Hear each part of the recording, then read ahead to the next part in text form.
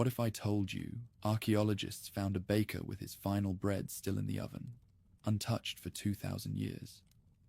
On August 24th, 79 AD, Pompeii was a thriving Roman city of 20,000 souls living ordinary lives.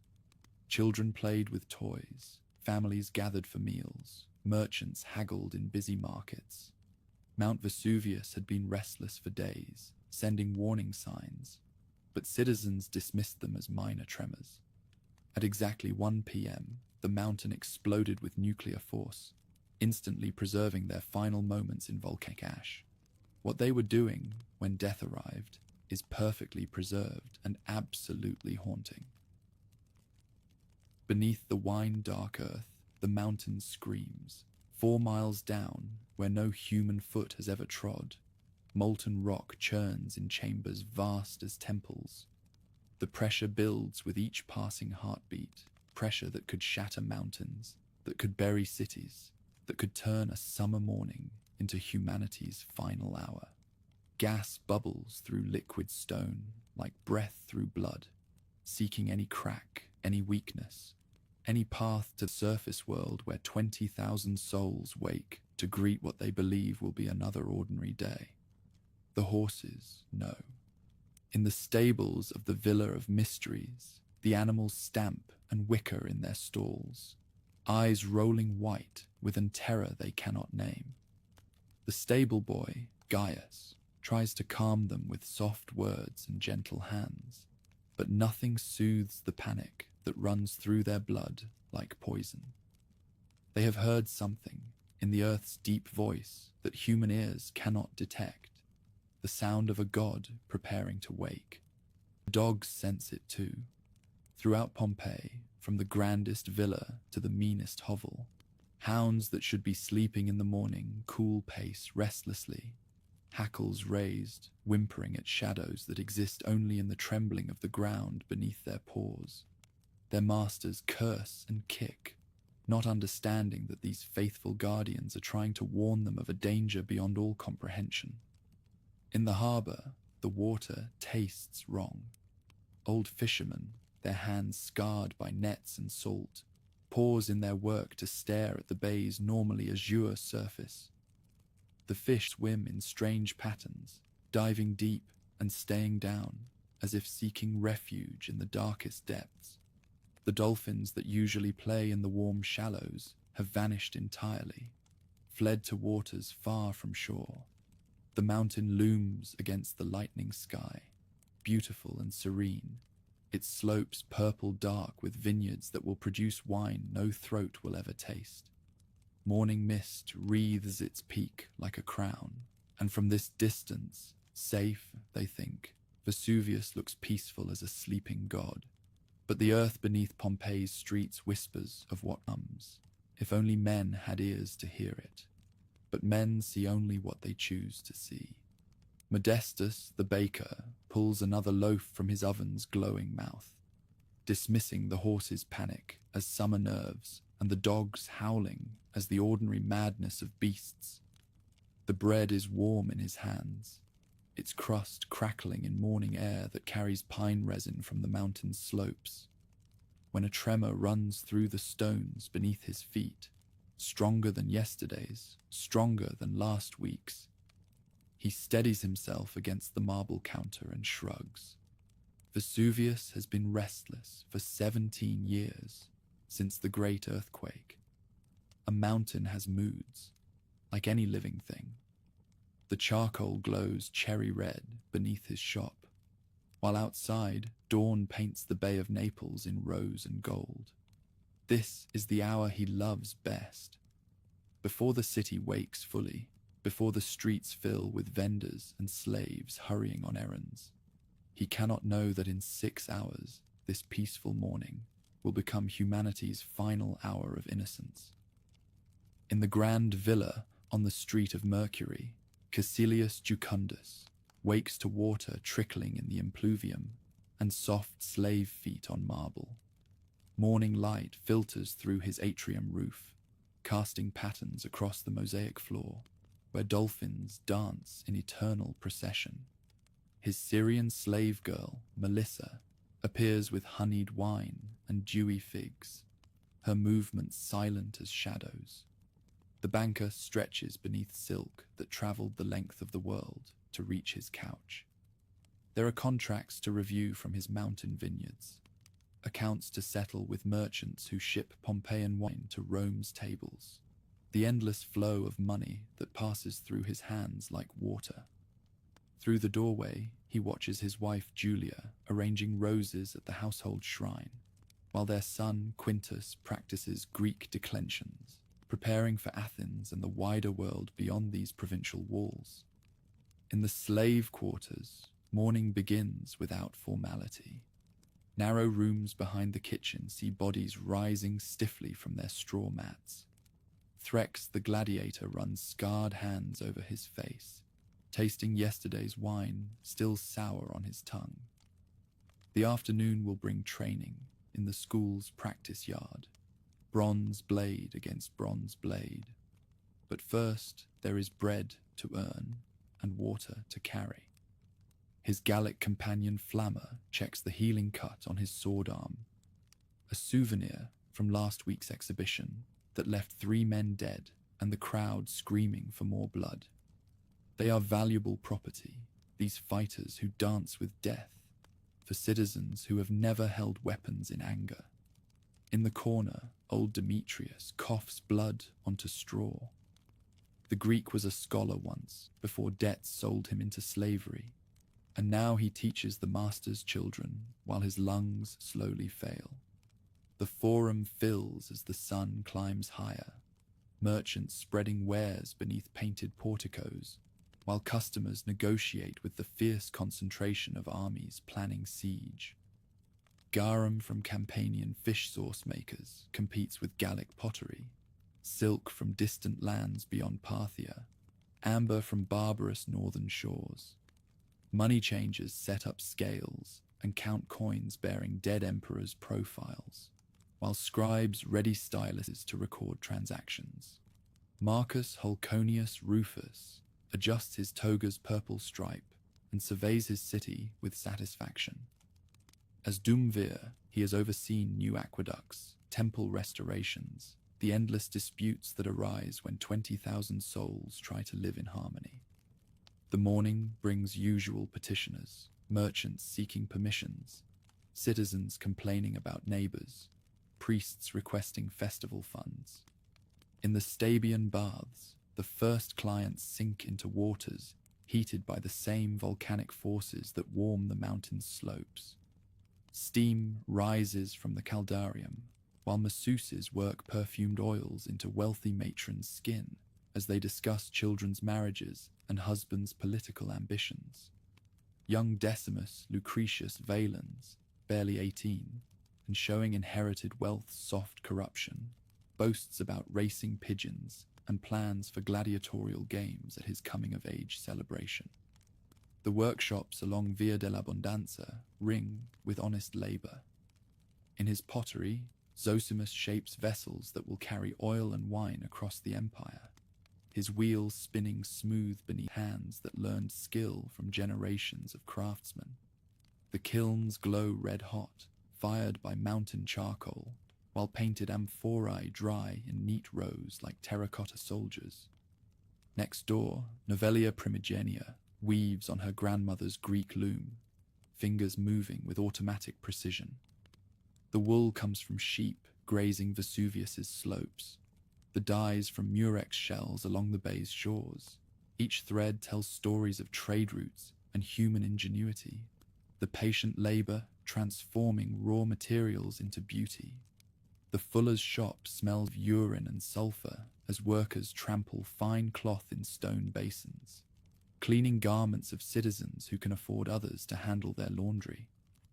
The work is humble but honest, and the men joke and sing as they work, voices echoing off whitewashed walls while morning sun streams through high windows.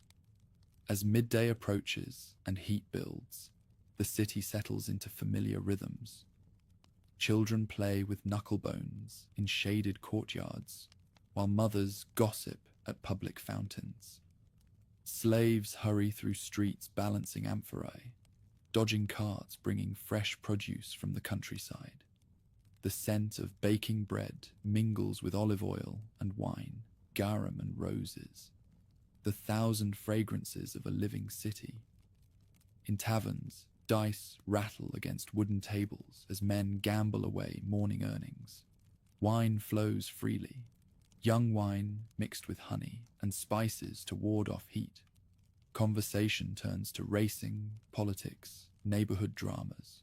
Someone mentions the aqueduct running strangely. Another swears his chickens laid no eggs yesterday.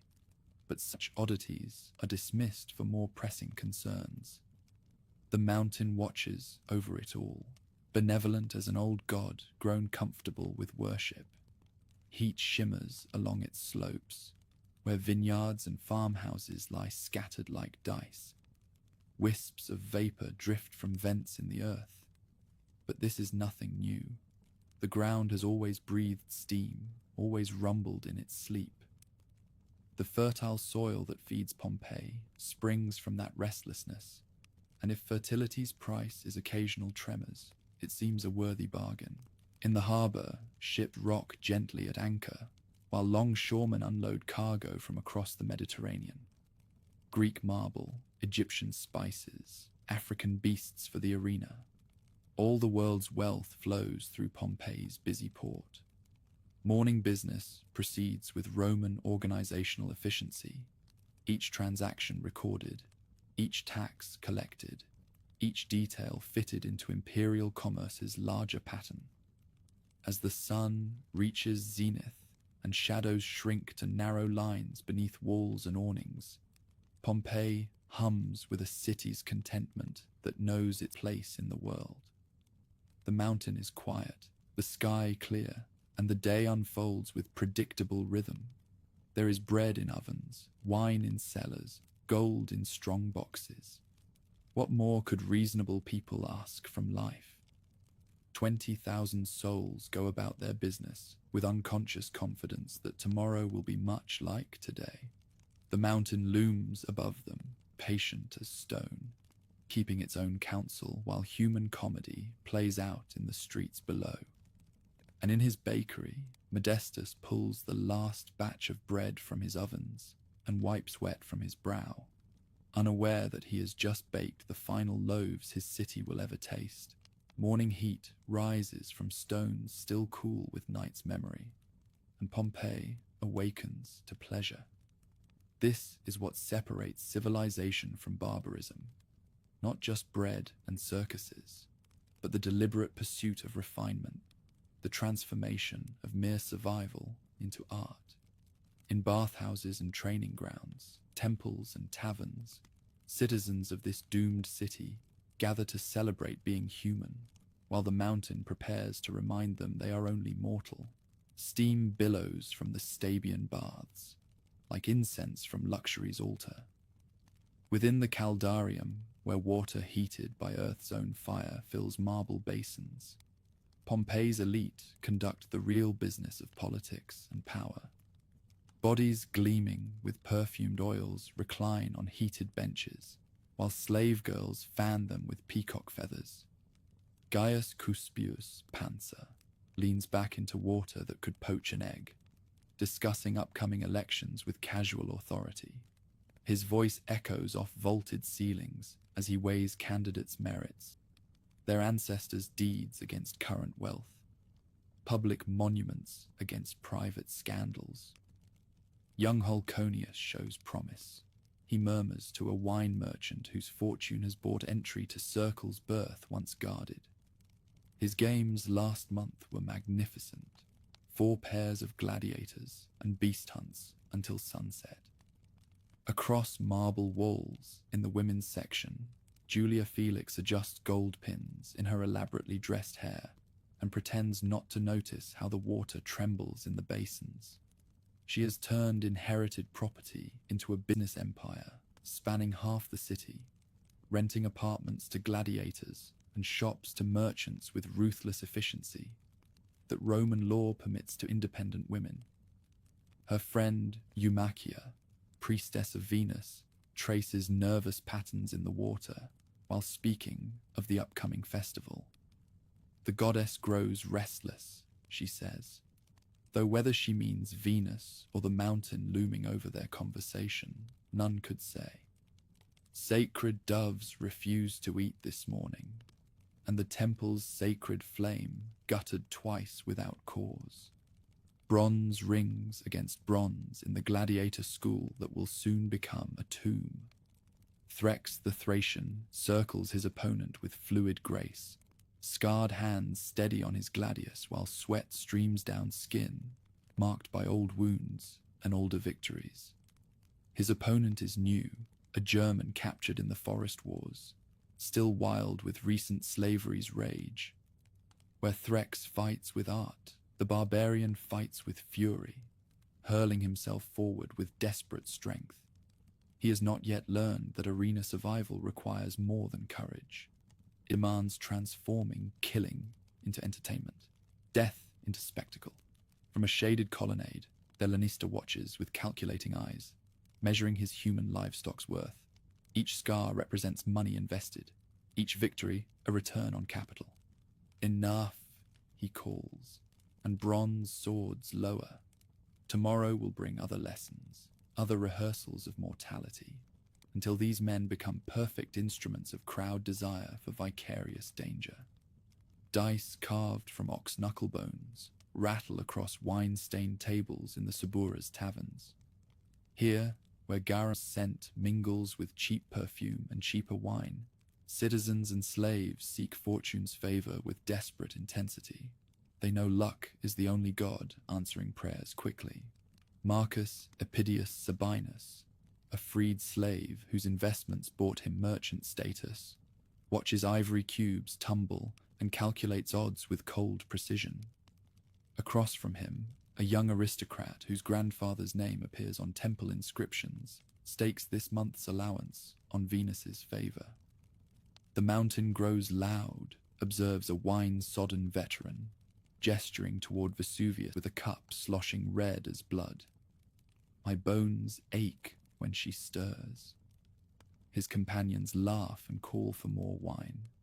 What are old soldiers' worries to men whose greatest concerns involve cancelled races or discovered gambling debts?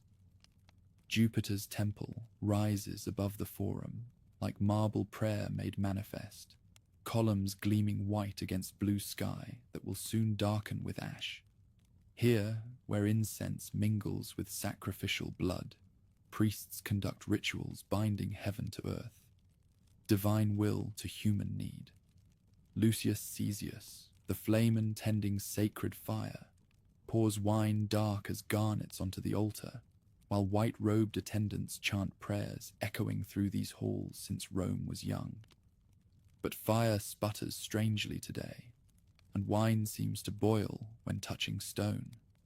His trained eye notes these omens, but interprets them as he has been taught. Signs requiring greater devotion, not warnings that nature prepares to overwhelm all human prayers. Smoke from burnt offerings rises straight into still air, carrying mortal hopes and fears to mortal ears that may or may not listen. Children scatter flower petals, while parents promise greater gifts if businesses prosper. Sons return safely, daughters marry well. Eternal bargains between human ambition and divine favor continue as they have for centuries, blind to powers that cannot be bargained with. The shadows shorten to thin lines beneath market stalls and temple steps as the sun climbs higher. Pompeii pulses with civilized life's rhythms, pleasure and power, worship and ambition, mortality's daily dance seeking meaning, in a world offering no guarantees. Citizens laugh and gamble, bathe and pray, train for battles that will never come, and plan for futures existing only in dreams. Patient as stone, the mountain watches over it all, keeping its own counsel while human comedy plays out below. Soon, so very soon, it will speak in a voice no amount of civilization can ignore. But for now, in this last hour of innocence, Pompeii lives as men have always lived, as though tomorrow were promised, as though earth beneath their feet would never betray them, as though pleasure could make them immortal, and gold could purchase safety from the gods. Something is wrong with the water. Sextus Pomponius. Proculus notices it first in his garden fountain, where the carved dolphins that once spouted crystal streams now dribble brackish liquid that tastes of sulfur and ancient stone. He dips his finger into the basin and withdraws it quickly. The water is hot, though no fire heats the pipes beneath. His prized fish float belly up among the lily pads, their silver scales dulled by death that came without warning or cause. Earthquake damage, his steward suggests when summoned to inspect the phenomenon. The tremors must have cracked the aqueduct. But both men know the shaking has grown stronger these past days, rhythmic as a giant's heartbeat, persistent as prayer. What once felt like settling stones now feels like something stirring, something vast moving in the depths where mortal feet cannot tread. Proculus dismisses his steward with a wave and stares at his ruined fountain. 17 years ago, the great earthquake brought down temples and split streets, but that was fury spent in moments. This feels different, patient, building, like pressure in a wineskin stretched too tight. The dogs howl throughout the city now, their voices joining in chorus that would break hearts if hearts could understand what the beasts are trying to say. In the Villa of Mysteries, where painted dancers perform eternal rites on plastered walls, every hound in the kennel paces with hackles raised, their whimpering echoes through marble corridors, where frescoed gods smile down with divine indifference. Marcus Spurius Mesor, the villa's master, kicks at the nearest dog and curses its noise, not understanding that the animal sees death approaching on feet too large to comprehend. Sacrifice the lot of them if they won't be quiet, he snaps to his overseer, a freedman who nods but makes no move to obey. Even slaves know better than to kill the watchdogs when something is coming. Throughout Pompeii's streets, horses refuse to be led toward the mountain. Carters curse and use their whips, but no amount of beating can force the animals up roads that climb toward Vesuvius's vine-covered slopes. The beasts plant their hooves and roll their eyes, seeing something in the shimmer of heat haze that human vision cannot detect. Old Decimus Satrius, whose mules have carried wine and oil along these roads for 40 years, abandons his cargo in frustration. Never seen them like this, he tells anyone who will listen.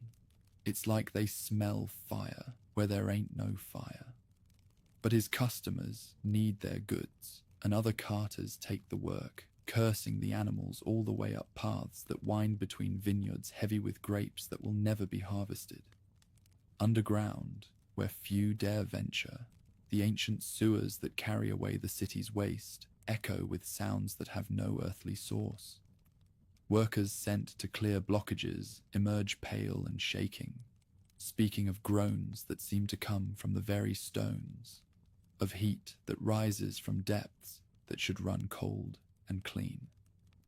Gaius Caecilius Phoebus, the city's chief engineer, dismisses their reports as cowardice born of darkness and foul air. He has overseen the construction of aqueducts and the maintenance of public works for 20 years, long enough to know that sewers make strange noises, that underground chambers echo oddly, that ignorant men see monsters in shadows. But when he descends personally to investigate, he finds the tunnel walls warm to the touch and the air thick with vapors that sting his eyes and burn his throat. Blocked vents, he reports to the city magistrates, though his own certainty wavers like flame in wind, natural gases from organic decay. But he remembers stories his grandfather told of the mountain's last awakening, centuries before any living man was born, when the earth itself split open and fire rained from heaven. The markets bustle with nervous energy as merchants hawk their wares with unusual urgency. Prices drop on goods that normally command premium rates. Wine from Vesuvius's slopes, pottery fired in kilns that draw their heat from the mountain's depths, jewelry crafted from volcanic glass that catches light like captured starfire. Buyers sense desperation beneath vendors' smiles, but interpret it as mere commercial anxiety, the eternal fear of loss that drives all trade. Julia Priscilla, whose bakery supplies bread to half the city's taverns, finds her ovens burning too hot no matter how she banks the fires. Her slave baker, a Gaul captured in the Northern Wars, points to cracks that have appeared overnight in the furnace walls. "The stones weep," he says, in his broken Latin, gesturing to moisture that seeps from solid rock. But Julia has contracts to fulfill and mouths to feed. She patches the cracks with clay and keeps baking.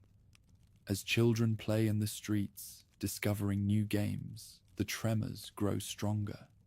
They balance on one foot and try to remain standing as the ground shifts beneath them, laughing at their clumsy dances while their mothers call them inside, with voices sharp with inexplicable fear.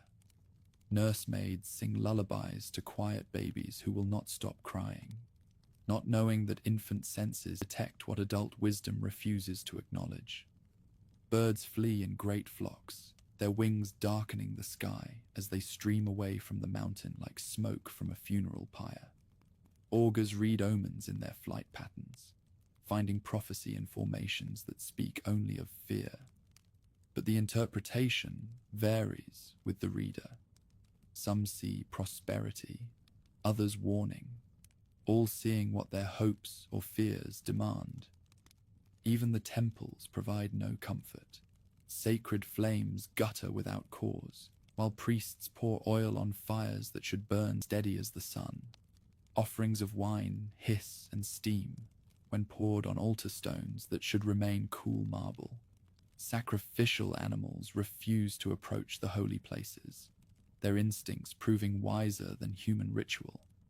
In the temple of Jupiter, where smoke should rise straight to heaven, the incense coils in strange patterns that seem to spell words in a language older than Latin, older than Greek, old as the earth itself.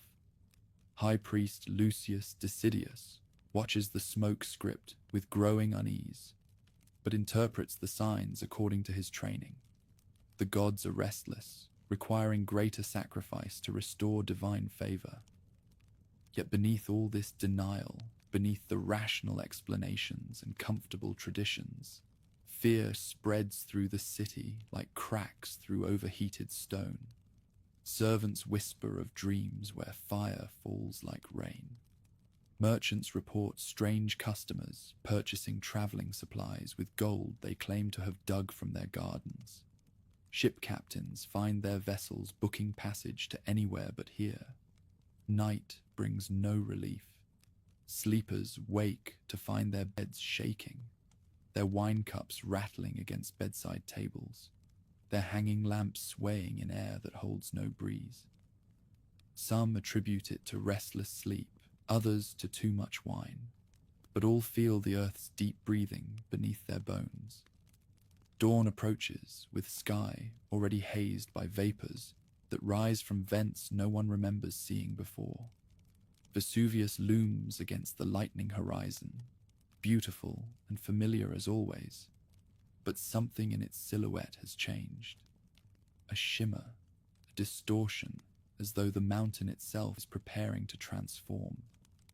Citizens wake and dress and break their fasts as they have done for countless mornings, but hands tremble as they pour wine, and voices catch on familiar words. The tremors have become constant now, a vibration felt in teeth and bones, a rhythm that matches no human heartbeat. 6 miles above their heads, a column of superheated gas and molten rock climbs toward the surface with unstoppable force. But Pompeii wakes to another ordinary day.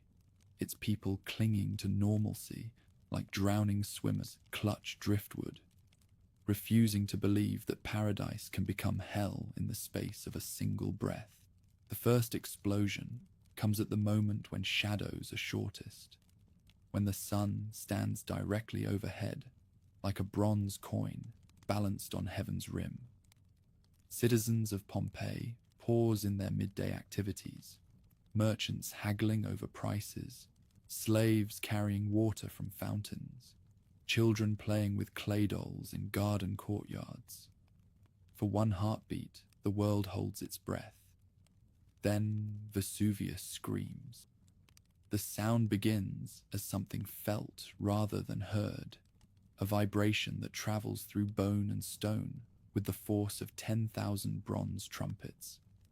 It rises from the mountain's core, where pressure has been building for 1,000 years, bursting free with the fury of a god finally awakened from restless sleep.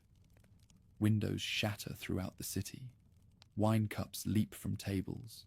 The very air trembles like water disturbed by stones. Marcus Holconius Rufus drops his stylus as the first shockwave reaches the forum. The wax tablet he was reading, a petition about damaged aqueducts, falls forgotten to the marble floor as he staggers toward the great columns of Jupiter's temple. Around him, citizens point and stare at the mountain that has been their benevolent neighbor for countless generations. Where Vesuvius once stood, serene and vine-covered against the azure sky, now rises a column of ash and fire that climbs toward heaven with unnatural speed. The mountain's peak has simply vanished, replaced by something that defies comprehension. A pillar of darkness shot through with lightning that grows taller with each passing moment. "The gods preserve us," whispers the priest Lucius Caesius, his white robes fluttering in winds that have begun to blow from the mountain with increasing violence. The sacred fire on Jupiter's altar gutters and dies, snuffed by air thick with ash that tastes of sulfur and terror. As the column climbs higher, higher than eagles fly, higher than clouds form, higher than any mortal structure ever built, its shadow begins to creep across the landscape like night falling at midday. The sun, so bright moments before, dims to a sickly bronze disk visible through the thickening haze. In his bakery, Modestus watches bread burn in ovens that no longer need his charcoal to fuel their fires. Heat radiates from the mountain with such intensity that stone walls grow warm to the touch. His Syrian slave girl, Claudia, tugs at his arm with hands that shake like autumn leaves. "Master," she pleads in accented Latin, "we must run. The mountain has awakened angry." But where can they run? The column of ash and fire spreads as it climbs, its umbrella-shaped crown beginning to blot out the sky. Already, the first fragments are beginning to fall. Not ash, but pieces of the mountain itself, pumice stones light as cork but hot as coals from a furnace. The first stone strikes the red tiles of Caecilius Jucundus's villa with a sound like breaking pottery. Then another, and another, until the air fills with burning hail that bounces off rooftops and cobblestones with deadly percussion. Citizens who moments before walked the streets in casual conversation now run for cover as the sky rains molten rock. In the gladiator school, Threx the Thracian knows death when he sees it approaching. He has faced it in the arena countless times, dancing with bronze blades while crowds screamed for blood. But this is different. This is not the clean death of combat, but something vast and impersonal, a force that makes no distinction between slave and citizen, coward and hero. "The mountain bleeds fire," says his Gallic companion Flamma, pointing to streams of molten rock that have begun to flow down Vesuvius's flanks like glowing rivers. Vineyards that this morning produced the sweetest wine now burn in seconds. their vines transform to ash before the grapes can fall from dying stems. The harbour churns with panicked activity as ship captains attempt to weigh anchor and flee to open water. But the Bay of Naples, usually calm as a mirror, now heaves with unnatural waves as the seafloor itself shifts beneath the assault. Fish float dead on the surface while dolphins that once played in these waters flee toward deeper, safer depths. Children who laughed at morning tremors now cling to their mothers' skirts as the world they knew dissolves around them. The falling pomace grows heavier, each stone larger than the last, and rooftops that have sheltered families for generations begin to sag under the accumulating weight. Proculus, the magistrate who dismissed his fountain's strange behavior as mere earthquake damage, finds himself trapped in his villa as burning stones pile against his doors like siege engines hurled by invisible catapults. Through his window, he watches the city transform from paradise to inferno in the space of minutes. Streets that echoed with merchants' cries now echo with screams, as citizens realize that all their rationalizations, all their comfortable explanations, have been lies they told themselves to sleep peacefully in the shadow of a sleeping giant. The giant is awake now, and its breath is fire. As afternoon light dims to an unnatural twilight, Pompeii's 20,000 souls face a choice that will define their final hours. Some gather belongings and flee toward gates that lead away from the mountain. Others barricade themselves in cellars and pray to gods who seem to have abandoned them. Still others stand paralyzed in streets that fill with ash and burning stone, unable to comprehend that their world is ending. The column continues to climb, now so tall that its crown spreads like an enormous tree whose branches are made of ash and death. From its depths come sounds that no human throat has ever made, the screams of earth itself being torn apart, the roar of stone becoming liquid, the howl of winds heated beyond all endurance. Wine turns to vinegar in amphorae, buried beneath falling pumice. Bread chars in ovens where bakers no longer tend the fires. Gold melts in strong boxes while their owners flee through streets that grow darker with each passing moment.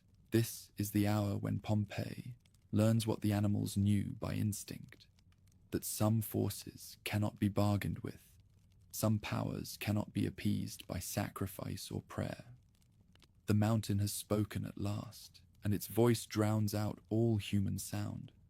Night falls at midday, lit by lightning that dances through ash clouds with colors no natural storm has ever shown. The age of tremors and warnings has ended. The age of fire has begun. 2 hours after the mountain's first scream, the stones falling from heaven have grown from pebbles to fists. What began as curious hail now threatens to bury the city alive, each fragment heavier than the last, hot enough to sear flesh and strong enough to crack roof tiles that have weathered decades of Mediterranean storms.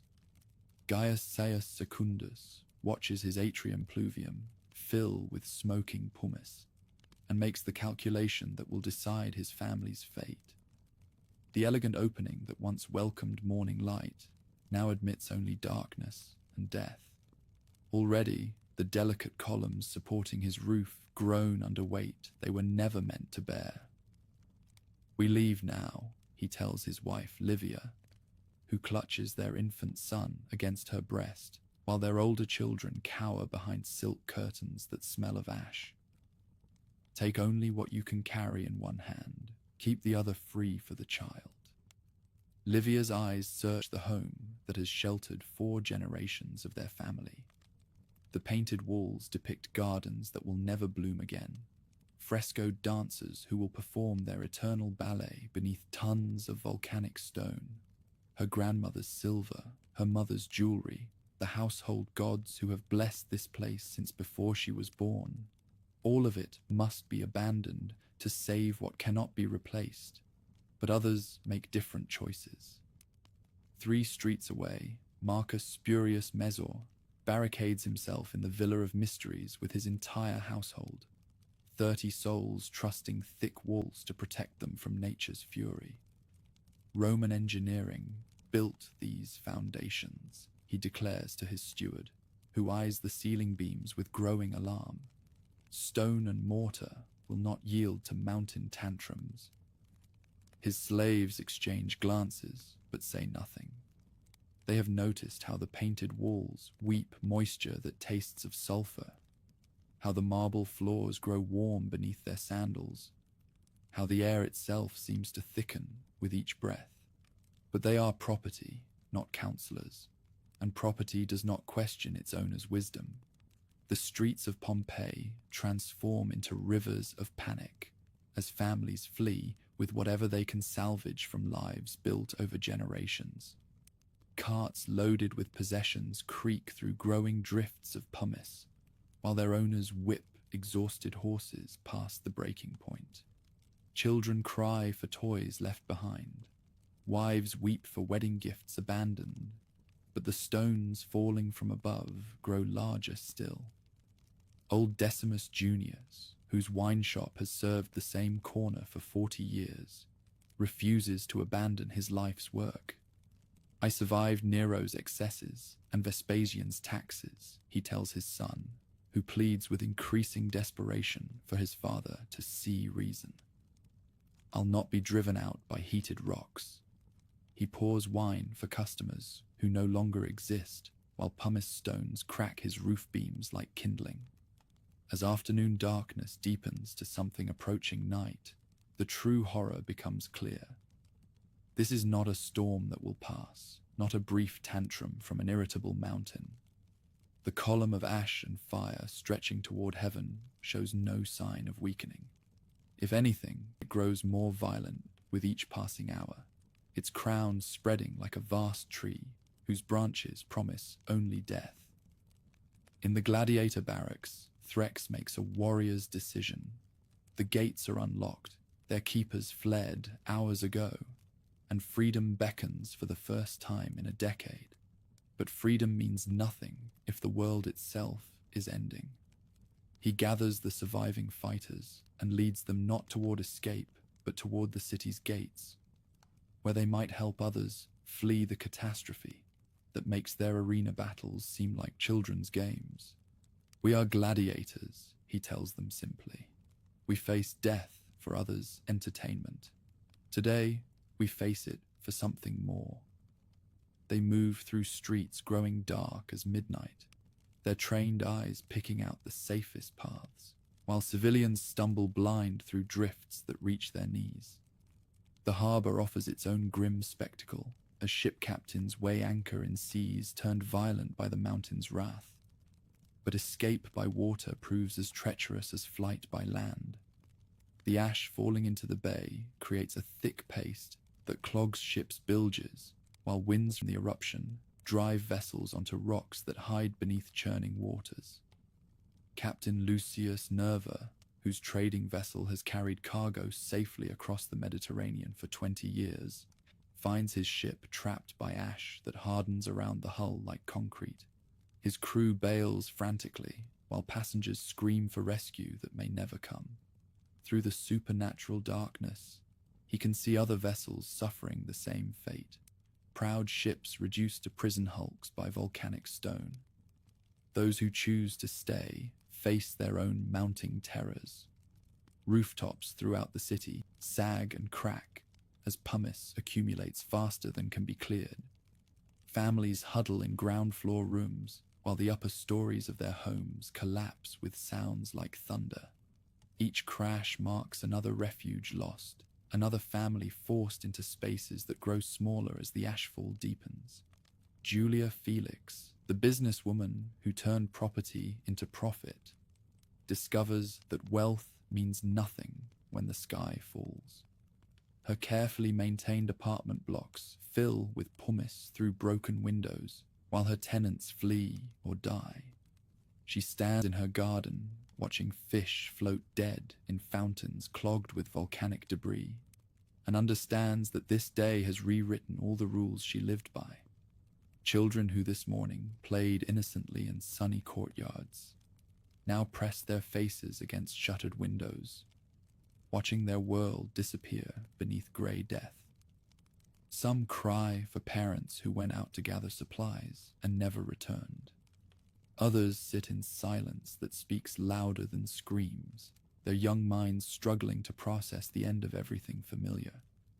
The pumice keeps falling, heavier and hotter with each hour. What began as curiosity has become catastrophe. What started as inconvenience has become apocalypse. The mountain's breath burns everything it touches, while its bones bury everything it cannot burn. Afternoon gives way to a suffocating dark, lit by volcanic lightning that flickers through clouds of ash heavy as stone. The city that had opened its eyes to an ordinary sunrise now finds itself in alien blackness, where dawn feels impossibly far, a relic of another world. In cellars and temples, in villas and hovels, the survivors of Pompeii's first hours count their blessings and calculate their chances. Some pray to gods who seem deaf to mortal pleas.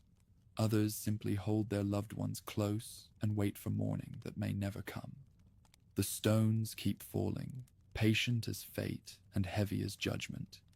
Each impact marks another moment stolen from lives that thought themselves permanent. Another second, closer to the hour when the earth will claim what the sky cannot destroy. The exodus begins as twilight falls at what should be afternoon. Thousands of souls streaming toward Pompeii's gates like blood from a mortal wound. The Nuceria gate, usually quiet except for farmers bringing produce to market, now chokes with humanity fleeing the mountain's wrath. Carts loaded beyond reason creak through streets knee-deep in pumice, while children cling to parents who no longer recognize the world they're abandoning. Gaius Secundus pushes through the crowd with his family, his infant son wrapped in silk that was worth a fortune this morning and means nothing now. Around him, neighbors he has known for decades become strangers, united only by terror. The baker's wife stumbles under the weight of flour sacks, all she could save from her husband's shop before the roof collapsed. A goldsmith clutches tools that once shaped beauty, but now serve only as burden. "Stay together," Secundus shouts over the chaos, his voice barely audible above the crash of falling pumice, and the wails of those too weak or too late to join the flight. His wife Livia follows with their older children, stepping over possessions that other families have already abandoned. Bronze mirrors, painted pottery, books that chronicled lives now ending. The city gates, built to control the orderly flow of commerce, become bottlenecks of desperation. Guards who should maintain order have fled with their families or died at their posts. Marcus Tyrrhenius Restitutus, a wine merchant whose carts once moved freely through these passages, finds his loaded wagon trapped between a fallen ox and a family carrying their paralyzed grandfather on a makeshift stretcher. "Leave the wine," his wife pleads, pulling at his arm as pumice stones crack their cart's wooden wheels. But the merchant stares at amphorae that represent his life's work, unable to comprehend that wealth has become meaningless when measured against breath. Beyond the gates, the roads to Nuceria and Stabii stretch like rivers of human misery. Families who owned comfortable villas this morning now trudge through volcanic ash, with bleeding feet, their fine clothes torn by stones that fall like divine judgment.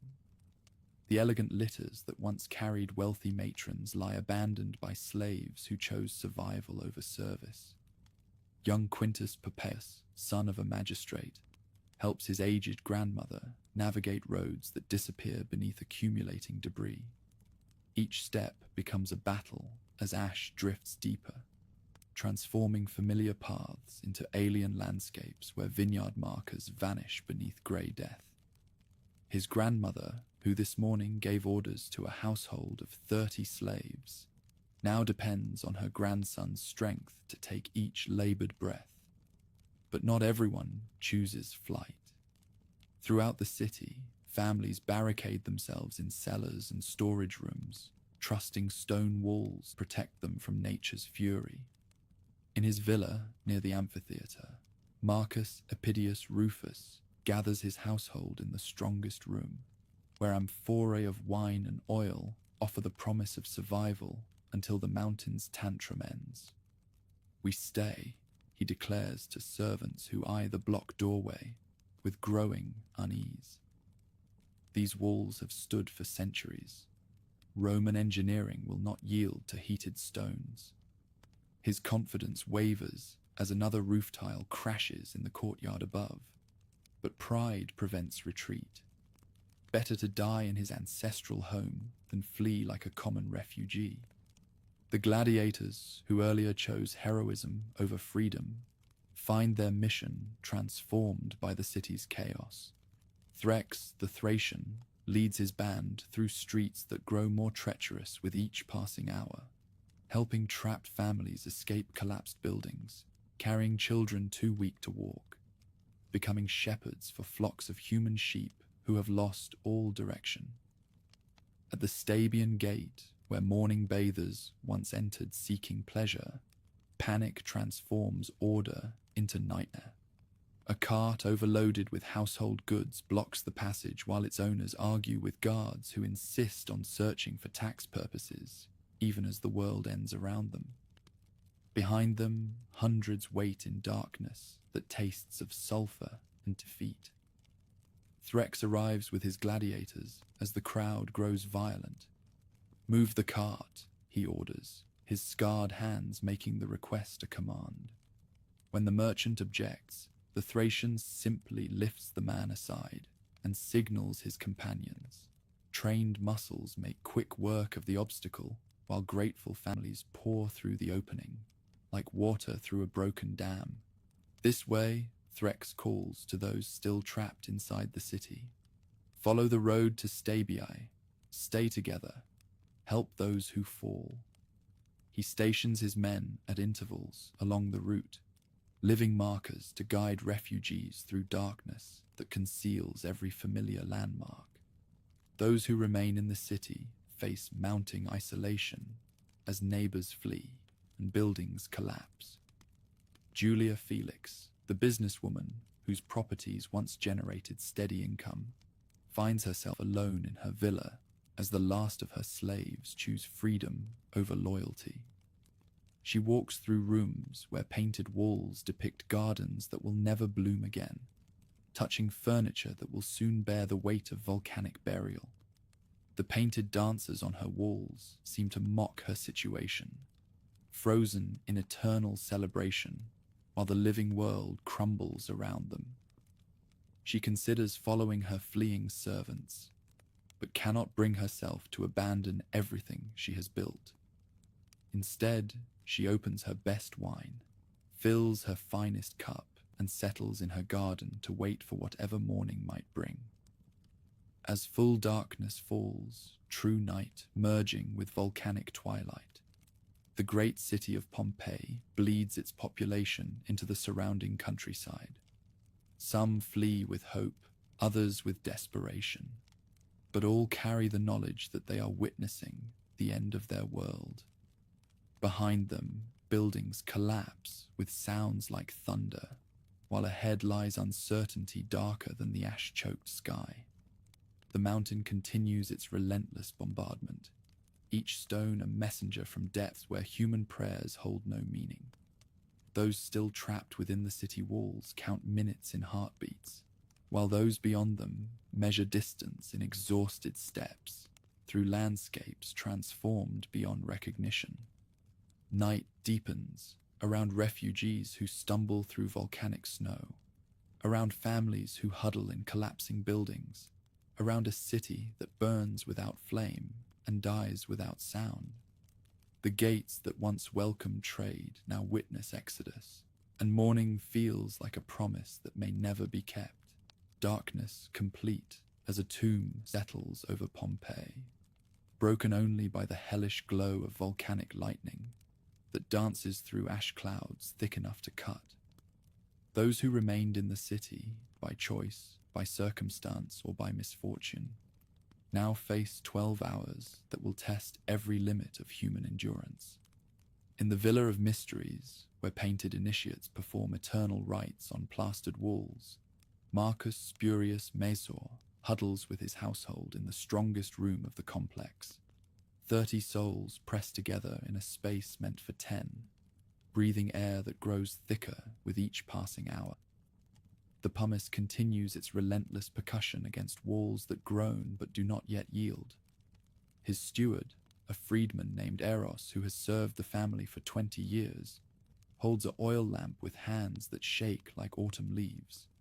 The flame gutters in air poisoned by volcanic gases, casting shadows that seem to writhe with malevolent life. "Master," he whispers, "the children cannot breathe. We must try for the gates."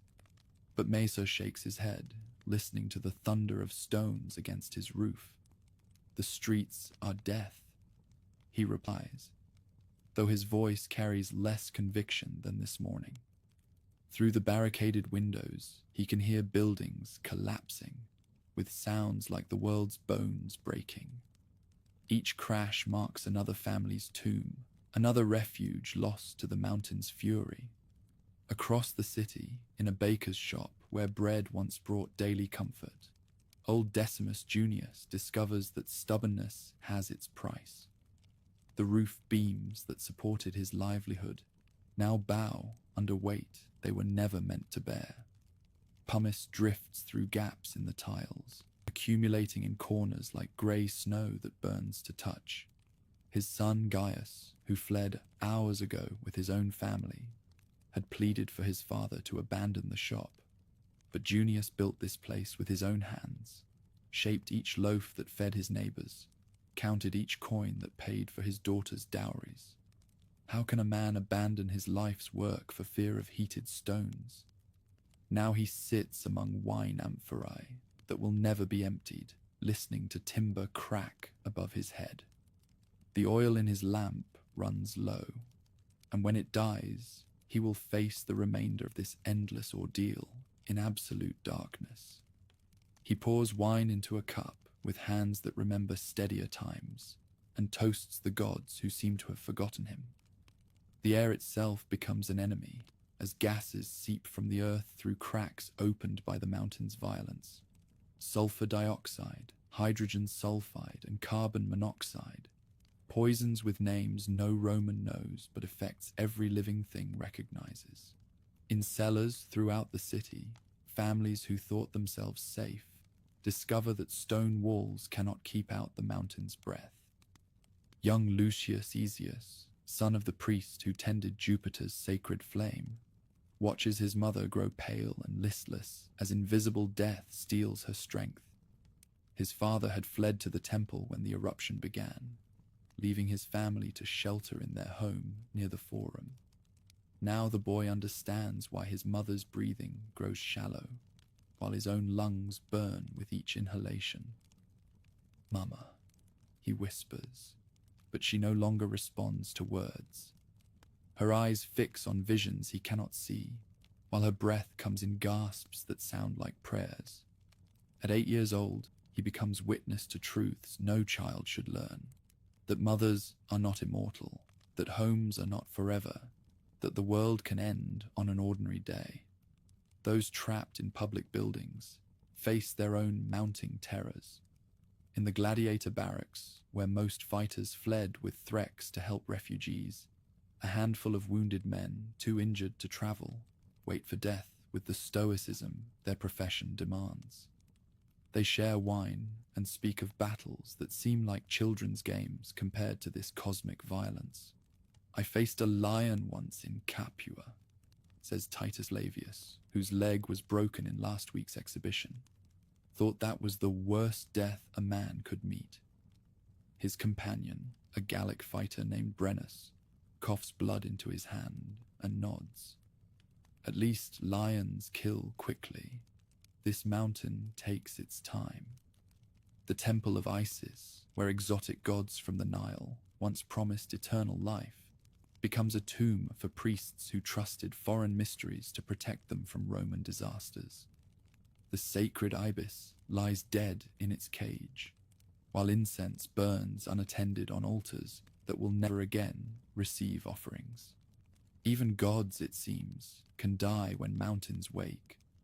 Water becomes precious as gold in households where cisterns fill with ash and aqueducts run dry. Families' ration drops like misers counting coins, while children cry for relief that cannot come.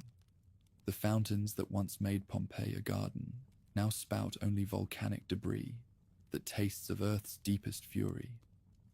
Some seek escape in wine, emptying cellars that were meant to age for decades. If this is the world's end, they reason, better to meet it drunk than sober. Laughter occasionally echoes through the darkness, bitter mirth that speaks of minds struggling to process the impossible, souls refusing to accept that paradise can become hell in the span of hours. Julia Felix, alone in her villa, with only painted dancers for company, finds strange comfort in solitude. She had built an empire from inherited property, transformed herself from dutiful daughter to independent businesswoman through wit and determination. If she must die, at least she dies as her own person, beholden to no man's weakness or another's fear. She walks through rooms where moonlight once streamed through windows, now sealed by volcanic glass. Her fingers trace frescoes that depict myths she learned as a child, gods and heroes, loves and tragedies, all rendered meaningless by stones that fall without regard for human stories. Prayers rise from every corner of the dying city, desperate pleas in Latin and Greek, Oscan and Aramaic, all the languages that commerce and conquest have brought to these cosmopolitan streets. But if gods listen, they give no sign. The mountain continues its bombardment with mechanical persistence, each stone a reminder that nature recognizes no human authority. Hours crawl by with the patience of torturers, while trapped citizens measure time in heartbeats and labored breaths. Some sleep fitfully, exhausted by terror that cannot be sustained indefinitely. Others maintain vigilant watch, as if observation alone might ward off catastrophe. The horizon begins to pale, yet the light it carries offers no deliverance. Instead, it heralds trials more brutal than what has already passed, as though the darkness had been nothing but rehearsal for the ruin still to come.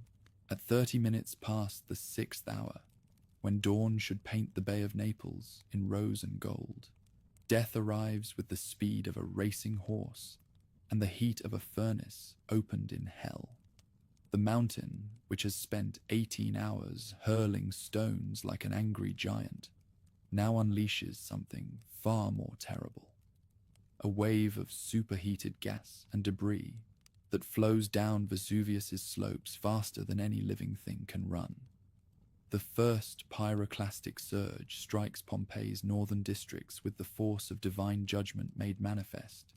Buildings that survived the night's bombardment of pumice stones simply vanish in clouds of gas heated to 600 degrees, hot enough to melt lead, hot enough to boil blood in an instant, hot enough to transform human flesh to charcoal before the brain can register pain. In the Villa of Mysteries, Marcus Spurius Mesor never sees his death approaching.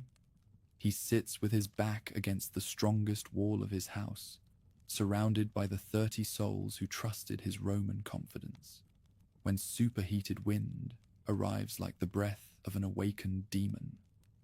The painted initiation scenes on his walls, mysteries of life and rebirth performed for centuries by sacred dancers, witness the mystery of instantaneous death. There is no time for prayer, no moment for final words. The surge enters through every crack, every gap, every opening that human ingenuity could not seal. Temperature that could fire pottery transforms living bodies into the statues that archaeologists will discover centuries hence. Men and women frozen in their final moments, their faces turned away from heat that death could not let them feel. Mizor's steward Eros, who held the guttering oil lamp through the endless night, dies with his hands still cupped around the flame that symbolized hope. The children who could not breathe in the poisoned air find their last breath stolen by gases that turn lungs to ash. 30 lives end in the space between one heartbeat and the next, leaving only shadows burned into walls and silence deeper than any grave. The surge rolls through the city streets like a river of invisible fire, seeking every hiding place, penetrating every shelter. Stone walls that Romans trusted to protect them from barbarian armies prove useless against nature's ultimate weapon. The volcanic flow follows the contours of the land, filling low places and overwhelming high ground with equal indifference. In his bakery, where bread once brought daily sustenance to neighbors who no longer exist, Decimus Junius experiences a death both merciful and terrible. The old man who refused to abandon his life's work sites surrounded by wine amphorae and memories, waiting for roof beams to complete their slow collapse. Instead, the surge finds him first. The heat strikes faster than lightning, faster than thought itself. His final moment contains no fear, because there is no time for fear, no space for regret, because consciousness simply ends. The wine cup falls from fingers that will never move again, while his body assumes the posture it will hold until the world changes beyond all recognition. Across the city, in cellars and temples, in shops and private homes, the same scene repeats with the precision of ritual sacrifice. Families who spent the night in prayer die with hands still clasped in supplication. Children who cried for water that never came find their thirst ended in ways no loving parent could have imagined. The surge makes no distinction between slave and citizen, young and old, guilty and innocent. Julia Felix, the businesswoman who chose solitude over flight, sits in her garden among painted dolphins that dance in perpetual joy on fountain walls. She has emptied her finest wine and made her peace with whatever gods might listen to the prayers of independent women. When the surge reaches her villa, she dies as she lived, on her own terms, beholden to no one's weakness. Her painted dancers continue their eternal celebration on walls that grow hot as oven bricks. The frescoes that depicted mythical gardens survive to decorate a tomb that will preserve her final moments in volcanic glass and ash. Death claims her fortune, but cannot diminish the empire she built through wit and determination. The Temple of Jupiter, where priests once read omens in smoke that rose straight to heaven, becomes a crematorium that requires no funeral pyre. Sacred flames that guttered through the long night are replaced by heat that consumes everything. Marble altar, bronze offerings, human flesh, and mortal prayers alike. Even gods, it seems, are powerless when mountains speak their final word. Young Lucius Caesius, who watched his mother fade in poisoned air, dies beside her still form in their home near the Forum. 8 years of life end without the chance to become 9. A boy's dreams transform to archaeological evidence in less time than it takes to draw breath. His toy soldiers, carved from olive wood by a grandfather who died in more peaceful times, guard nothing, now but silence. The wounded gladiators in their barracks meet death with the same stoicism they brought to arena combat. Titus Flavius, who faced lions in Capua, discovers that the mountain's fury makes wild beasts seem gentle as lambs. His companion Brennus, who coughed blood through the endless night, finds that pyroclastic flows kill more quickly than any wound. They die as they lived, warriors to the end, though their final battle is against an enemy No courage can defeat, no skill can overcome. The surge takes them as it takes everyone, without ceremony, without honor, without the crowd's cheers that once celebrated their victories over merely human opponents. At 7:30 in the morning, when merchants should be opening their shops and children should be playing in sunny courtyards, a second surge arrives to complete what the first began. This flow carries even more debris, more heat, more of the mountain's rage transformed into physical force that recognizes no human authority. The remaining buildings collapse not from the weight of accumulated pumice, but from thermal shock that cracks stone and warps bronze. Streets disappear beneath deposits that will bury the city's memory until scholars with different gods uncover what Vesuvius preserved in its moment of ultimate fury. Silence settles over Pompeii, like dust after battle, broken only by the distant rumble of a mountain slowly returning to sleep.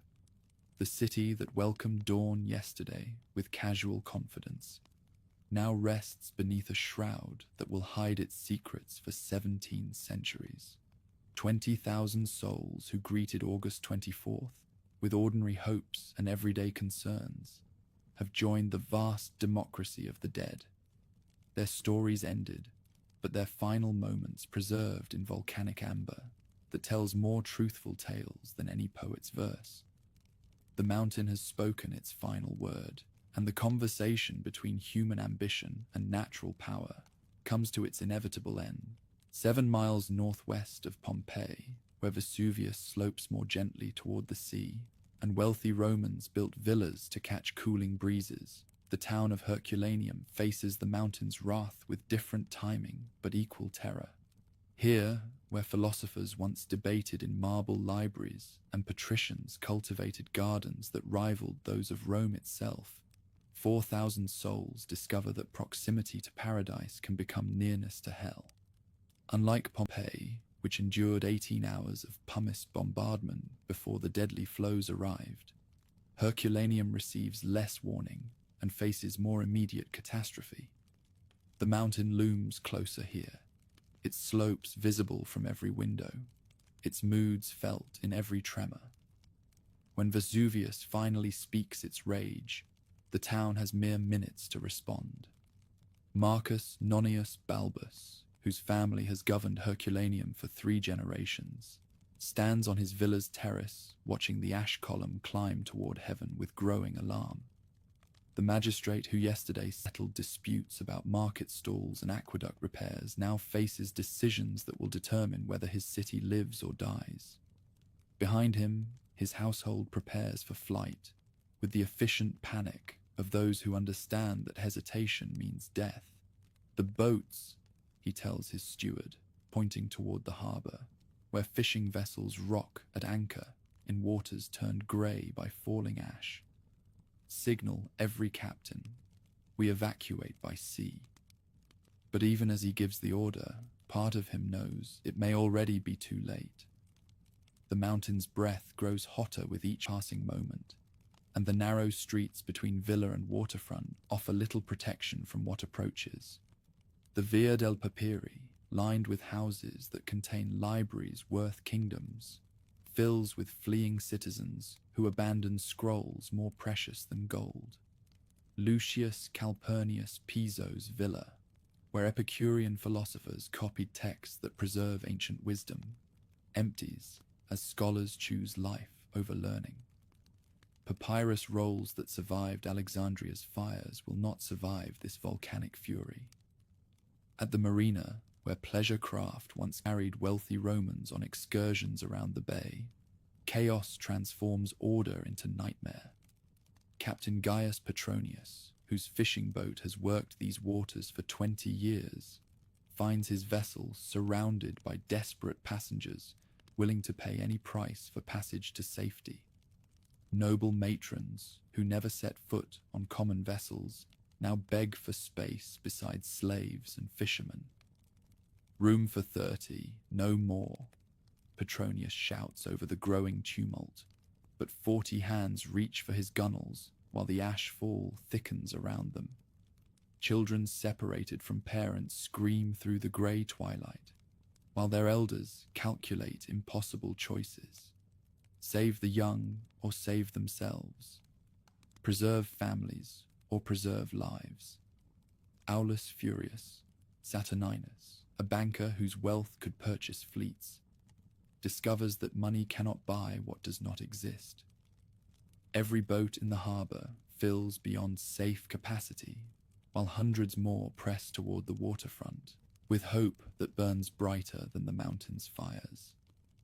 His wife Claudia clutches their infant daughter, while their teenage son helps his grandfather navigate streets made treacherous by ash drifts.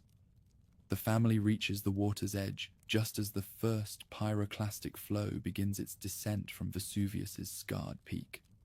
Unlike the stone-throwing tantrum that tormented Pompeii, this is liquid death moving faster than the swiftest horse, a river of superheated gas and debris that will reach the sea in minutes rather than hours. There, Claudia points to a boathouse built of stone, its roof designed to shelter vessels during winter storms. We wait there until more boats come.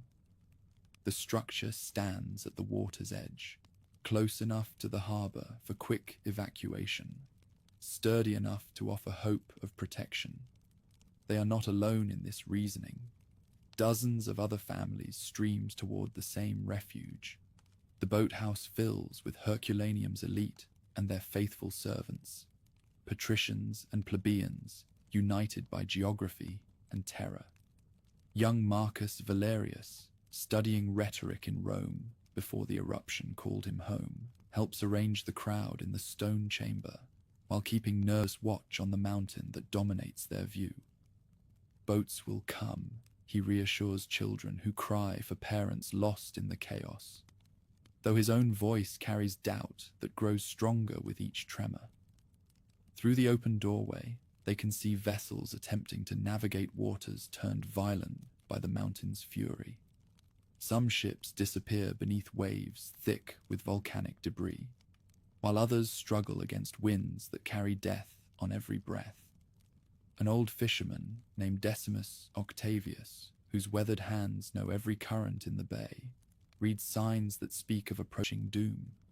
The water tastes wrong, sulphurous and thick, heated by gases that rise from the sea floor, where the mountain's roots extend beneath the waves. Fish float dead on the surface, while dolphins that once played in these shallows flee toward deeper, safer waters. The mountain comes for us, he tells his companions in the dialect of men who earn their bread from the sea. But his words are lost in prayers that rise from 100 throats, desperate pleas in Latin and Greek, Oscan and Egyptian, all the tongues that trade has brought this cosmopolitan shore. Outside, the pyroclastic flow descends with unstoppable force, following valleys and gorges carved by ancient waters, gaining speed as it approaches the town that thought distance might provide salvation. Unlike Pompeii's gradual burial beneath accumulating stones, Herculaneum will experience instant transformation from paradise to tomb. The flow strikes at 23 minutes past the first hour of dawn, moving at 60 miles per hour with temperatures that exceed those of any earthly furnace. Stone houses built to last centuries crumble in seconds, while marble statues crafted by master artisans become lime powder scattered by superhuman winds. In the boathouse, 300 souls, bankers and fishermen, philosophers and slaves, mothers and children, all reduced to common mortality, face death that arrives faster than fear. The superheated surge enters through every opening, transforming the stone shelter into an oven that cooks human flesh, while preserving human forms in positions they will hold until archaeologists give their final moments, meaning that Roman gods could not provide. Marcus Nonius Balbus dies clutching his grandson's hand, while Claudia covers her infant daughter with arms that become eternal shields. The old fisherman Octavius maintains his watch on waters that boil like soup in a cauldron, while young Marcus Valerius, whose rhetorical training taught him to find words for every occasion, discovers that some moments transcend all language. Their bodies, flash-heated to the point where organic material becomes carbonized shadow and mineral replacement preserves exact detail, create a library of final moments more eloquent than any scroll in Piso's villa. Here, death writes its own philosophy in poses that speak of love transcending terror, courage outweighing despair, human dignity surviving even nature's ultimate violence. The surge passes in minutes, leaving Herculaneum buried beneath 60 feet of volcanic debris that will prove both tombstone and time capsule. Where morning light should reveal fishing boats returning with their catch, only silence remains above a town transformed from living community to archaeological treasure. The Bay of Naples, which has carried Roman ships to every corner of the Mediterranean, now carries ash and debris towards shores that will remember this day in layers of stone that tell stories no poet dare invent. Beyond the mountain's immediate fury, on roads that wind through countryside now transformed into alien landscapes, the exodus from Vesuvius continues its desperate march toward uncertain sanctuary. Those who fled Pompeii in time stumble through volcanic snow that burns their feet and chokes their lungs, while ash falls like grey rain on a world that no longer recognizes its own geography. Gaius Caius Secundus, who led his family from their villa before the roof could collapse, discovers that escape from the city was only the beginning of their ordeal. His infant son, wrapped in silk that was precious yesterday and is worthless today, coughs in air thick enough to cut with knives. Behind them, the mountain continues its apocalyptic display, hurling stones and ash high enough to scrape the belly of heaven. How much farther to Nuceria? His wife Livia asks, though her voice carries the hollow tone of someone who no longer believes in destinations. Their older children stumble beside her through drifts that reach their waists, their small hands leaving bloody prints on ash that cuts like broken glass. Around them, other families wage the same battle against landscape and weather that conspire to transform flight into death march. The road to Stabiae, usually a pleasant journey through vineyards and olive groves, has become a river of human misery, where the living help the dying and the strong carry the weak until strength fails them too. Quintus Pompeius, the magistrate's son who helped his grandmother escape the city, now carries her lifeless body because he cannot bear to abandon what remains of his family to volcanic burial. Marcus Serenius Restitutus, the wine merchant who lost his cargo at the city gates, leads his family with the desperate energy of a man who knows that stopping means dying. His wife begs for rest every few hundred paces, but he understands what she does not, that the ash continues to fall, that the toxic gases follow the fleeing crowds, that refuge lies only in distance and altitude. The mountains, he gasps, pointing toward peaks that rise beyond the ash cloud's reach. Clean air in the high country.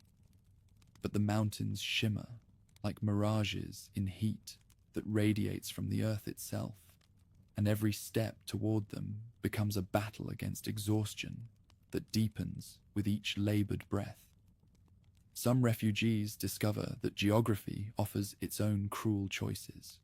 The coastal road towards Sorrentum, which should provide escape by a different route, reveals itself as trap when pyroclastic flows race down valleys faster than human feet can climb opposing slopes. Families who thought themselves beyond the mountain's reach find death approaching at the speed of cavalry charges, giving them time for final prayers but not for final escapes. Threx the gladiator, who led his band to help refugees in the city's final hours, finds his warrior's training serves him well in this new kind of combat. He organizes the stronger survivors into groups that can assist the weak, establishing way stations where travelers can rest briefly before resuming their march toward whatever safety distance might provide. Stay together, he calls to families scattered by panic and exhaustion. Share water, help those who fall. His scarred hands, which once wielded bronze blades for crowd entertainment, now distribute bread to children who cry for mothers lost in the chaos. The arena taught him to face death with courage, but this disaster teaches him that saving lives requires different skills than taking them. Yet even those who reach apparent safety discover that the mountain's reach extends beyond sight or understanding. In Nola, 20 miles from the eruption, ash falls thick enough to collapse rooftops, while citizens who thought themselves fortunately distant realize that no distance is far enough when gods wage war on mortals. Lucius Virginius Rufus, a retired senator who chose Nola for its peaceful vineyards and healthy climate, watches his garden disappear beneath grey death that transforms paradise into wasteland.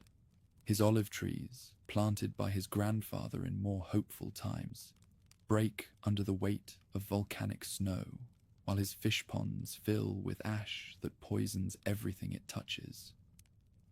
Send messages to Rome, he tells his secretary, though both men understand that roads may no longer exist and messengers may not survive to carry word of this catastrophe. The emperor must know that Campania dies, but his words carry the hollow ring of orders, given to a world that no longer follows human command. The cloud spreads with the relentlessness of plague, Vesuvius's breath drifting into cities that had never feared volcanic wrath. In Capua, gladiators drill for Rome's games with faces wrapped against air that scorches their throats and blinds their eyes.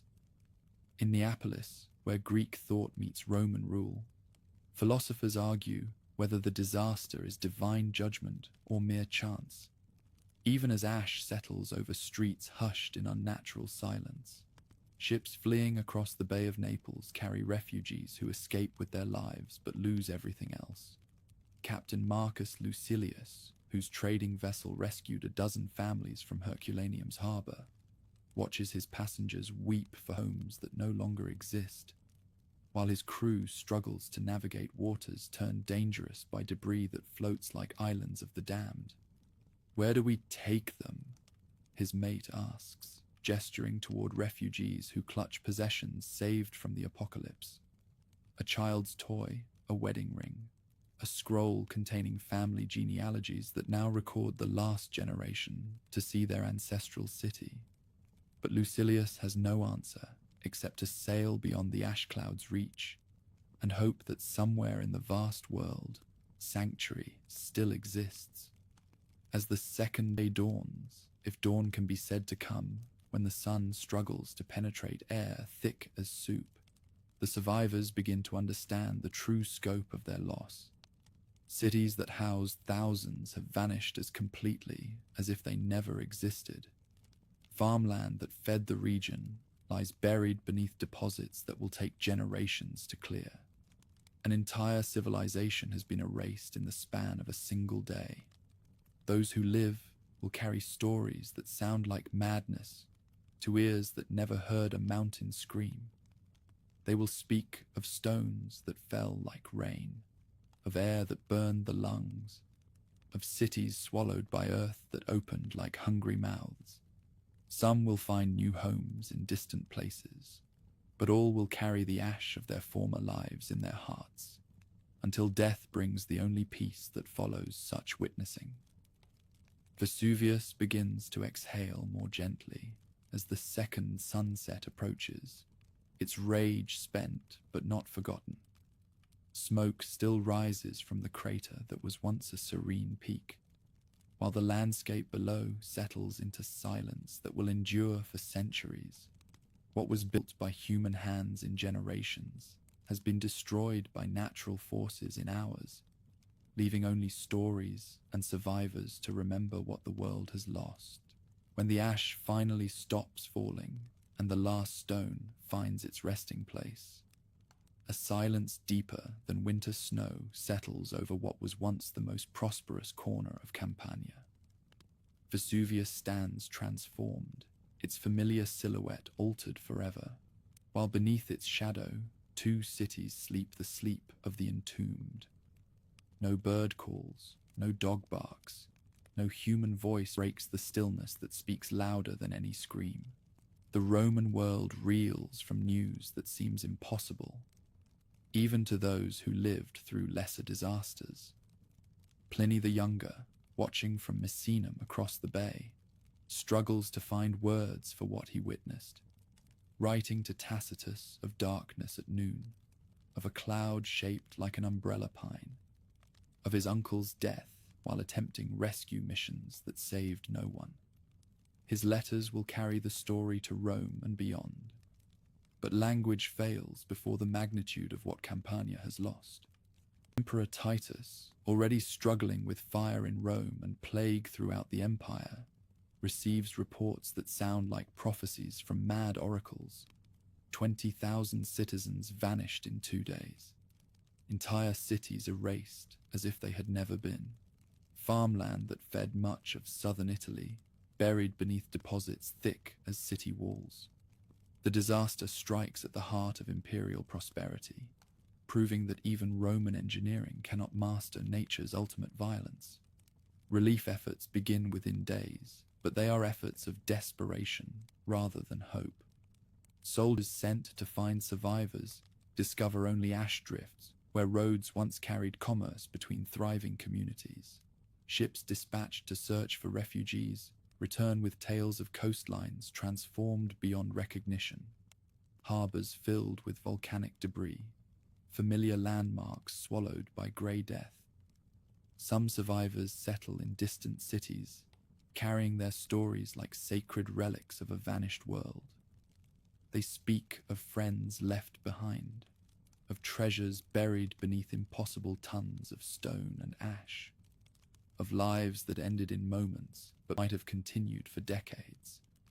Their children will hear these tales as bedtime stories, their grandchildren as ancient history, until memory fades and myth takes its place. Scavengers come first, drawn by rumors of gold buried in the volcanic waste. They tunnel into the softer deposits, seeking jewelry and coins while accidentally discovering walls, furniture, human remains that crumble at their touch. Most abandon their searches when they realize that reaching buried treasures requires moving mountains of debris that would challenge armies to clear. Gradually, new settlements arise around the edges of the devastation. Farmers plant vineyards in soil enriched by volcanic minerals, discovering that the same forces which destroyed cities create extraordinary fertility. Towns with different names grow where Pompeii and Herculaneum once thrived, their inhabitants building lives atop burial grounds they never fully comprehend. Centuries pass with the patience of stone. The Roman Empire rises to heights unimaginable to citizens who died in Vesuvius's shadow, then fragments into pieces that scatter across Europe like seeds on wind. Goths and Vandals march over highways that once carried wealth to cities, now sleeping beneath their feet.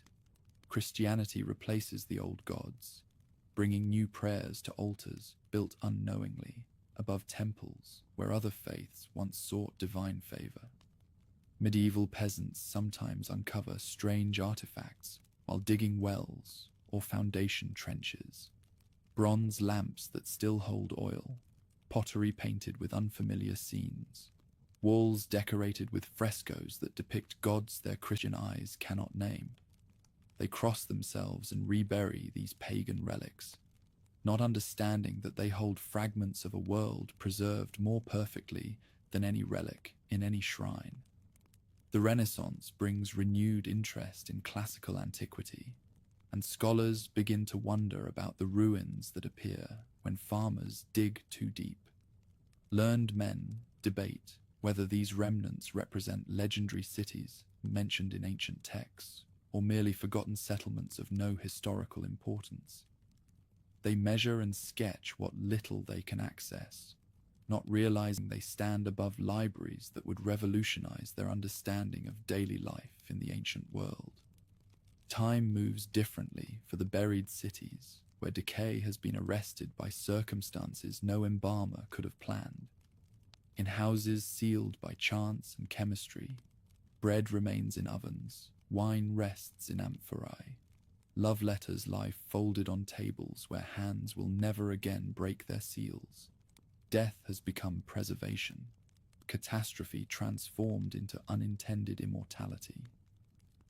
The painted dancers in the Villa of Mysteries continue their eternal ritual on walls that no eyes see, their mystery religions preserved more completely than any sacred text. In bedrooms where families died together, toys wait for children who will never return to play. Gardens display flowers painted with such skill that birds might try to land on petals that exist only in pigment and plaster.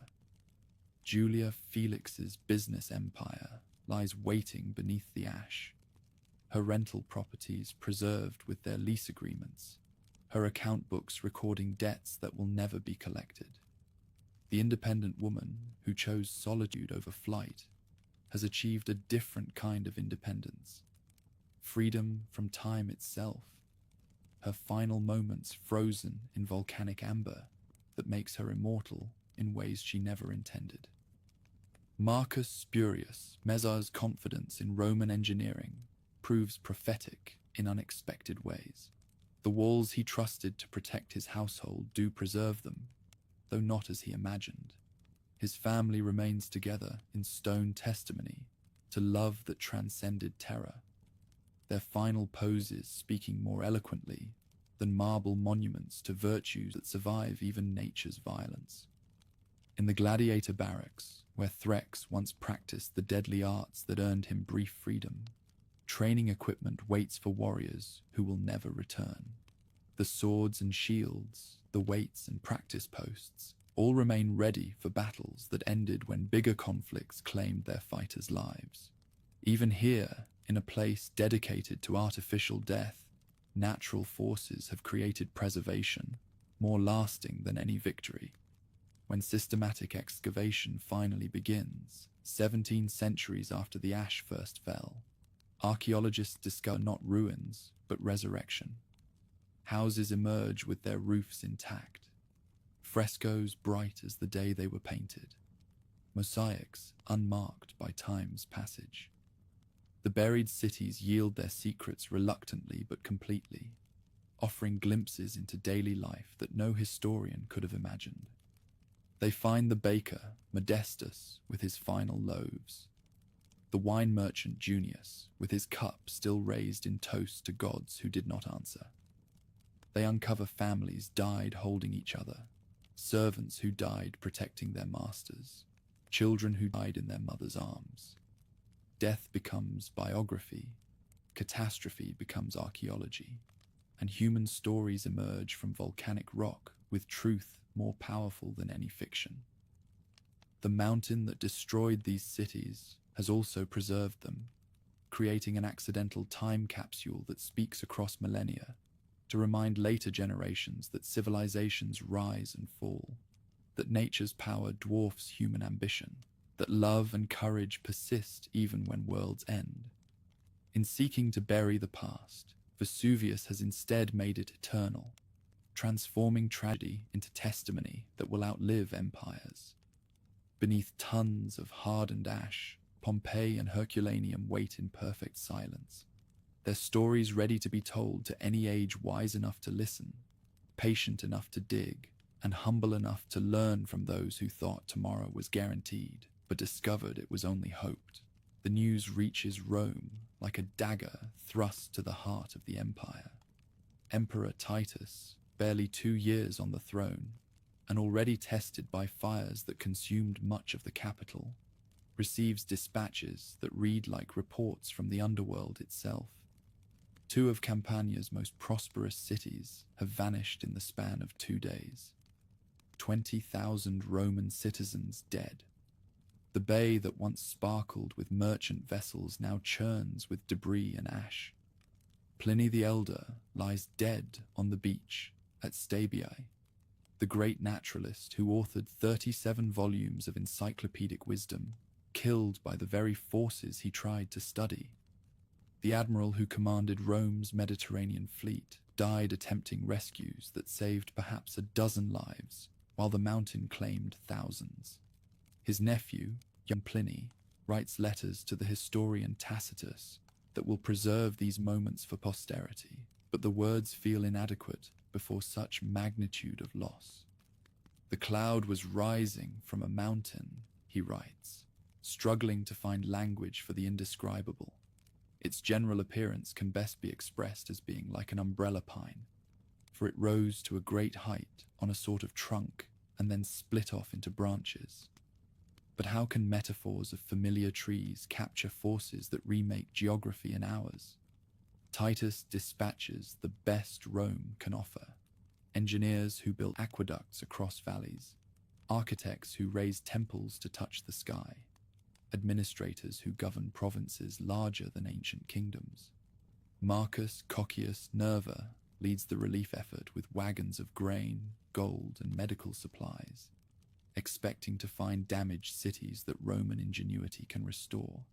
Instead, he discovers landscapes so altered that even veteran soldiers become lost. Familiar roads buried beneath deposits deeper than buildings stood tall. Caesar, Nerva writes in his first dispatch, where Pompeii thrived, we find hills of ash and pumice. No structure rises above the waste, no street can be traced. The very coastline has changed. Herculaneum's harbour lies buried beneath rock flows that reach the sea, still glowing with heat. We search for survivors, but hear only silence. The survivors themselves arrive in distant cities like ghosts from another world, their clothes stained grey with volcanic dust, their eyes holding visions that will haunt them until death provides the only possible peace. They speak of stones falling like rain, of darkness at midday, of air that burned the lungs while buildings collapsed around them. Some weep for families left behind. Others maintain the terrible calm of minds that have seen too much too quickly. Gaius Caius Secundus reaches Nola with his wife and children, the family that fled their villa before the roof could collapse. His infant son survived the journey, but bears scars from volcanic glass that cut like razors. They find shelter in a temple to Jupiter, refugees in their own empire, wealthy citizens reduced to dependence on imperial charity. We owned vineyards on the mountain slopes, Secundus tells his hosts, though the words feel strange in his mouth. Past tense has claimed his entire life. The economic devastation spreads like ripples from stones cast in still water. Pompeii's merchants traded throughout the Mediterranean. Their absence disrupts commerce from Spain to Syria. Ships seeking Campanian ports find only changed coastlines where familiar harbours once welcomed cargo from across the known world. The granaries that fed much of southern Italy lie buried beneath tons of volcanic debris, forcing emergency grain shipments from Egypt and Africa. Threx, the gladiator, never reached the mountains he sought. Rescuers find him 2 days later on the road to Nuceria, dead beside a family he died trying to protect. The warrior who faced death for entertainment died serving life instead. His final battle fought against forces no courage could defeat. They bury him with honours, due a soldier, though he never served in any legion but the one that fights humanity's eternal war against indifferent nature. The gladiator schools throughout the empire feel Pompeii's loss like a severed limb. The training grounds that produced fighters for Rome's entertainment, the barracks where skills were honed and reputations built, lie entombed with their masters and students. Lanistae, who invested fortunes in human livestock, discover that even the most valuable property means nothing when the world ends. For the faithful, The catastrophe defies easy explanation, seeming to outstrip any notion of justice from the heavens. Jewish thinkers, their wounds from Jerusalem's destruction still raw, see in Pompeii's fate a dark reflection of their own loss. The Most High shows all peoples that human pride comes before the fall, writes Rabbi Eleazar in a letter to colleagues in Babylon. Roman or Jewish, Greek or barbarian, all flesh is grass before the whirlwind. Among the hidden circles of early Christians, the volcanic flames are taken as proof that prophecy has come to pass. The mountain that destroyed cities dedicated to false gods speaks to them of judgment, days when earthly powers face accounting by authorities that recognize no human law. Yet they also organize relief for survivors regardless of faith, remembering teachings about loving enemies and feeding the hungry. Poets and historians attempt verses about destruction that defeats imagination. Martial, Rome's great satirist, begins epic lines about the disaster but abandons them as inadequate. What words serve to describe chaos itself? He asks in letters to friends. What meter contains the end of worlds? Better to remain silent than trivialize with verse what deserves only tears and memory. Statius, born in Neapolis and raised in Vesuvius's shadow, watches his childhood landscape vanish beneath grey death. The poet who celebrated imperial triumphs finds no triumph in nature's victory over human ambition. His silver will include elegies for cities that died too quickly for proper funeral rites, dirges for neighbors who became statistics in a catastrophe too large for personal grief. The Senate debates monuments and memorials, while emergency measures consume the treasury. Titus proposes colonies for survivors, land grants in distant provinces, citizenship for freed slaves who lost their masters in the eruption. But senatorial debates feel hollow when measured against forces that make human legislation seem like children's games. Provincial governors throughout the empire receive instructions to prepare for similar disasters, though no one understands how to defend against mountains that turn murderous. Grain reserves are increased, evacuation routes planned, emergency funds allocated. The empire that conquered the Mediterranean world discovers that some enemies cannot be fought with legions. Some defeats cannot be avenged with bronze and iron. The children born to survivors will grow up hearing stories that sound like mythology. Their parents speak of cities where bread remained warm in ovens, wine sweet in cellars, gardens blooming until the world ended on an August afternoon. These children will carry the tales to distant corners of the empire, ensuring that Pompeii and Herculaneum live in memory long after their stones lie buried. Years pass, then decades, then centuries. New towns grow around the edges of the devastation, their inhabitants building lives atop burial grounds they gradually forget. The rich volcanic soil attracts farmers who discover that the same forces which destroyed cities create extraordinary fertility for crops and vines. Pilgrims come to see the wasteland where cities once thrived, seeking lessons about mortality and the fragility of human achievement. Some leave offerings at makeshift shrines. Others simply stand in silence before forces that humble even imperial pride. The mountain that spoke once remains quiet, but its message echoes through generations that never heard its voice. In distant Britain, where legions guard the empire's newest frontier, soldiers who never saw Vesuvius receive veterans who survived the eruption. The stories spread through campfires and barracks, tales of stones falling from heaven and cities swallowed by earth itself. Even barbarians beyond the walls learn of Roman cities that vanished in days, wondering if the empire that seems so permanent might prove as fragile as morning frost.